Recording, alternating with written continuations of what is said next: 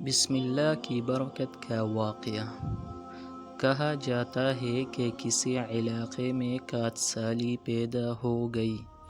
اس قحط سالی کی لپیٹ میں نہ صرف انسان بلکہ چرند و پرند سب اس کا شکار ہو گئے۔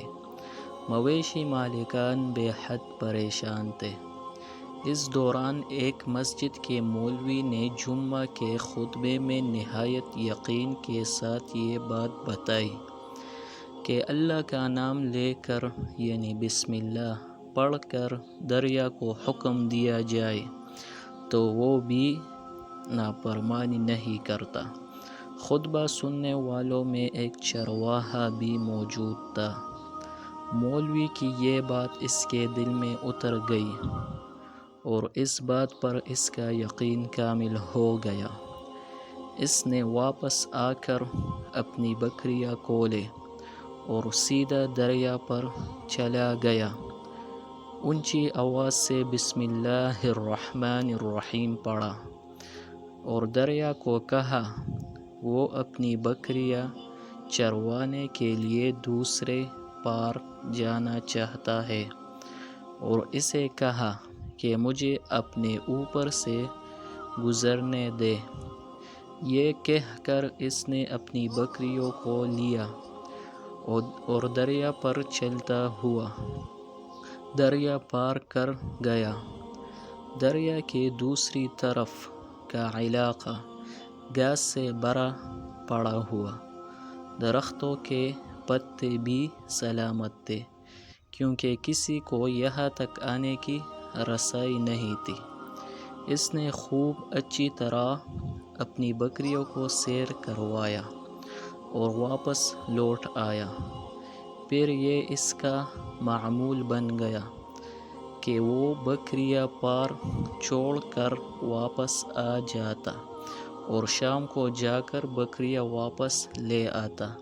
اس کی بکریوں کا وزن 2 گنا چوگنا ہو گیا۔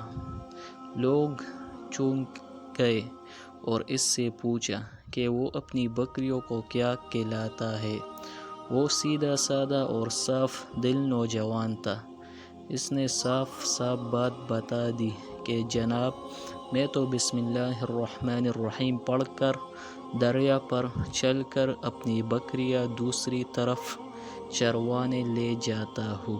یہ بات سب نے سنی مگر کسی نے اس چرواہے کی بات پر یقین نہیں کیا کیونکہ یہ ناقابل یقین بات تھی۔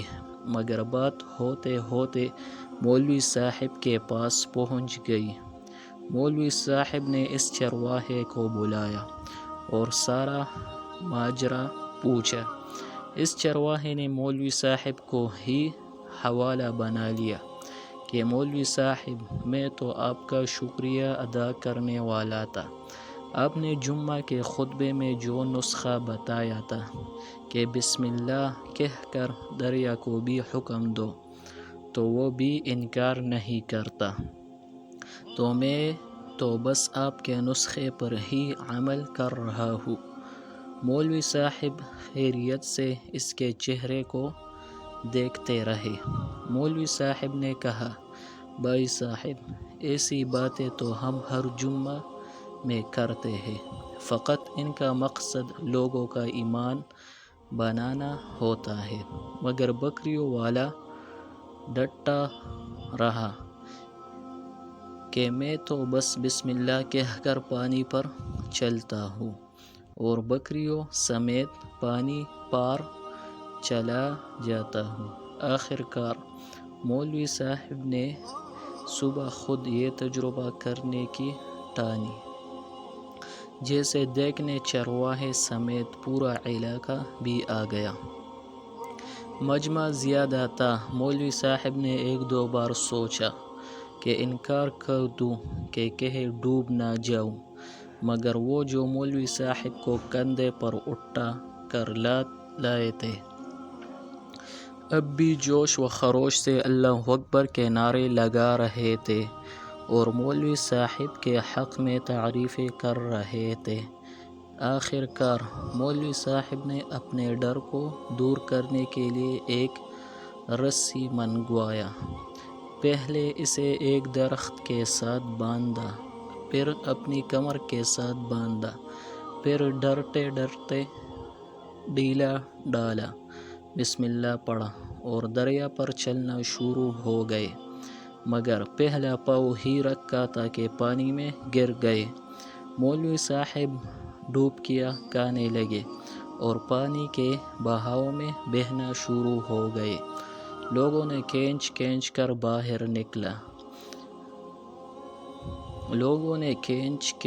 باہر نکالا۔ مولوی صاحب کی اس حرکت نے چرواہے کو پریشان کر دیا کہ مولوی صاحب کی بسم اللہ کو یہ کیا ہو گیا ہے، کیونکہ اس کا یہ روز کا معمول تھا۔ اس کے اپنے یقین میں کوئی فرق نہ آیا۔ اس نے بسم اللہ کہہ کر بکریوں کو پانی کی طرف اشارہ کیا اور خود ان کے پیچھے چلتا ہوا پار چھوڑ کر واپس بھی آ گیا۔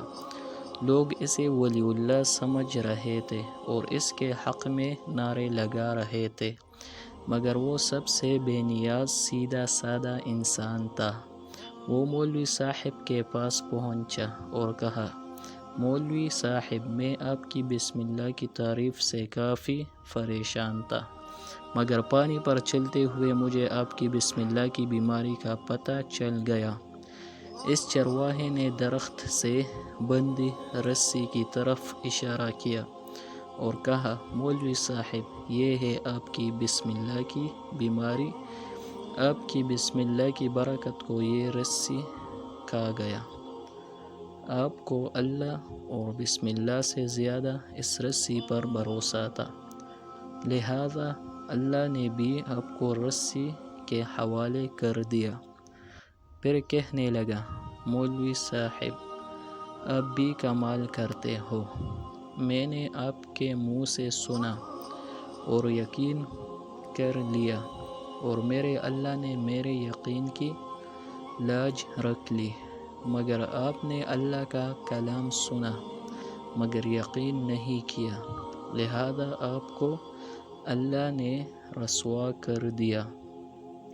محترم عزیز دوستو، یہی کچھ ہمارا حال ہے۔ ہماری نمازوں اور دعاؤں کا حال بھی یقین سے خالی ہے۔